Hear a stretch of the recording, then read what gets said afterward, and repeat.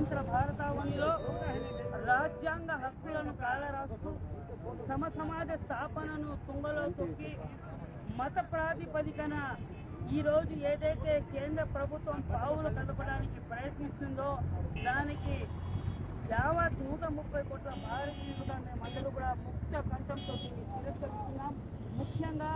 భారత రాజ్యాంగం భిన్నత్వంలో ఏకత్వం, ప్రతి ఒక్క కుల మతాలకు సమానత్వపు హక్కును కల్పిస్తుంది. ఆ సమానత్వంలోని స్వేచ్ఛాయుతమైన జీవన విధానాన్ని ప్రతి భారతీయుడు గడుపుతుంటే రాబోయే తరాలకు మనం ఒక మార్గదర్శకంగా స్ఫూర్తిదాయకంగా నిలబడుతున్నటువంటి తరుణంలో కొన్ని అసాంఘిక శక్తులు, కొన్ని మతతత్వ శక్తులు, ముఖ్యంగా మతతత్వ పార్టీ అయినటువంటి బీజేపీ ఈరోజు అత్యున్నతమైనటువంటి స్థానంలో ఉన్నటువంటి ఈ దేశ ప్రధాని మోడీ కానివ్వండి, ఈ యొక్క దేశ హోంమంత్రి అమిత్ షా ముఖ్యంగా మత ప్రాతిపదికన బిల్లులను ప్రవేశపెట్టడం చాలా నీచమైన హేయమైన చర్యగా మేము అభివర్ణిస్తూ, ముఖ్యంగా సమాజ స్థాపన జరగాలంటే అన్ని వర్గాల వారికి సముచిత న్యాయాన్ని మనం కల్పించవలసిన బాధ్యత ప్రభుత్వ పాలకుల మీద ఉంది. కానీ ఈరోజు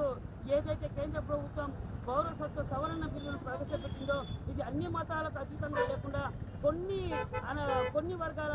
మతాలకు మాత్రమే వర్తింపజేసి మిగతా ముఖ్యంగా ఈ దేశ పునాదిరాయలు, ఈ దేశ నిర్మాతలైనటువంటి ముస్లిం మైనార్టీల పట్ల వివక్షను చూపిస్తూ వారిని పౌరసత్వ బిల్లులో చేర్చకపోవడం భారత రాజ్యాంగానికే తీవ్రమైన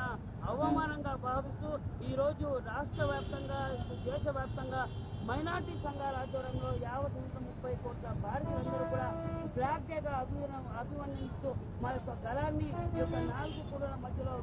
వివరించడానికి వచ్చాం. ముఖ్యంగా రానున్న రోజుల్లో భారత అత్యున్నతమైనటువంటి ధర్మాసనమైనటువంటి సుప్రీంకోర్టును కూడా మేము ఆశ్రయించు మత ప్రాతిపదికన ఏ విధంగా అయితే ఈ పౌరసత్వం ప్రవేశించారో దీన్ని రద్దు చేయాలని మేము డిమాండ్ చేస్తాం. ఈరోజు ప్రపంచ వ్యాప్తంగా భారతదేశం గురించి చర్చ జరుగుతుంది. భారతదేశంలో అంతర్గతంగా బాహ్యంగా చూడడానికి సంస్కృతి సాంప్రదాయాలతో అందంగా ఉన్న అంతర్గతంగా కుల మతాల విభేదాలతో 4 ముక్కలు కులం, మతం, ప్రాంతం, వర్గంగా విభజించబడే ప్రమాదం పొంచి ఉందా అనే ఒక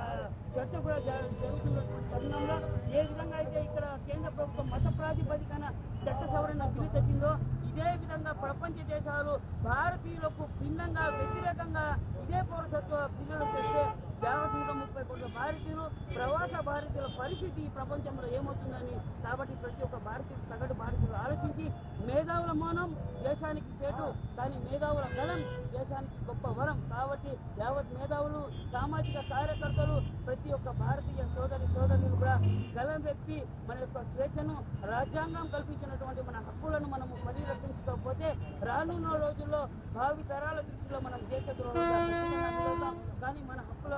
సాధనలో ప్రాణాలైనా ఇస్తాం. పవిత్రమైన ఈ దేశ సంస్కృతి సాంప్రదాయాలను ఖచ్చితంగా మేము పరిరక్షించి భావితరాలకు ఒక అందమైన లాంటి భారతదేశాన్ని దానికి ఖచ్చితంగా ఇస్తాం.